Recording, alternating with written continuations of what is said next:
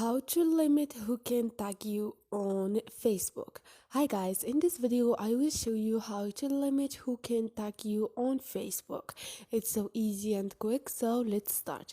First thing, go to your Facebook and then click on those three lines up there.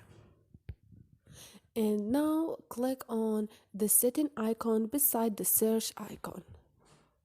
And now scroll down and click on notifications.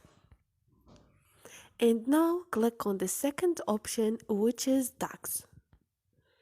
And this is, you have get notifications when you are tagged by, and choose anyone, friends or of friends or your friends. And this is it. So this is it, guys. This is how you limit who can tag you on Facebook. Hope this video was helpful to you, and if you like the video, don't forget to subscribe and like.